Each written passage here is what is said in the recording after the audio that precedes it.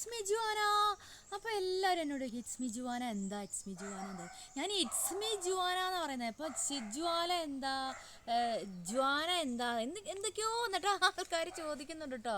ഞാൻ it's me Juana അതാണ് ഞാൻ പറയുന്നത്. അതും മനസ്സിലാകാത്ത ഓരോരുത്തർ ചോദിക്കുന്ന കേട്ടോ. അപ്പോൾ ഞാൻ എന്തേ നമ്മുടെ പനേൻ്റെ കാര്യം ഞാൻ പറഞ്ഞില്ല, എണ്ണപ്പനേൻ്റെ കാര്യം. അപ്പോൾ ആ തൈ ഞാൻ എടുത്തുകൊണ്ട് വന്നിട്ടുണ്ട്. അപ്പോൾ ഞാനത് നടാൻ വേണ്ടി പോകട്ടെ. അപ്പോൾ നമുക്ക് ഇവിടെ ഒരു സ്ഥലം ഇവിടെ നട്ട് വയ്ക്കാം. അപ്പോൾ അത് കുറച്ച് വലുതാകുമ്പോൾ അധികം ഹൈറ്റ് ഉണ്ടാവില്ല, കുറച്ച് ഹൈറ്റ് ഉണ്ടാവുള്ളൂ. അപ്പം നമ്മളെ തെങ്ങൊക്കെ പോലെ തെങ്ങിന് നല്ല ഹൈറ്റ് ഉണ്ടല്ലോ, പക്ഷെ ഇതിന് പിന്നെ എന്താ പറയുക ഹൈറ്റ് ഉണ്ടാവില്ല. തെങ്ങ് പോലത്തെ ഒരു എന്താ പറയുക സസ്യമാണിത്. സസ്യം നമ്മുടെ എണ്ണപ്പനയാണിത്. അപ്പോൾ അത് നമുക്ക് ഇവിടെ നട്ട് വെക്കാം കേട്ടോ. അപ്പം നമുക്ക് ഇവിടെ ഒരു 3 തൈ ഉണ്ട്. അപ്പോൾ ഞാൻ 3 തൈയും കൂടെ കൂട്ടി നടുന്നില്ലെങ്കിൽ നമുക്ക് ഈ ഒരു തൈ മാത്രം നമുക്കിവിടെ നടാം.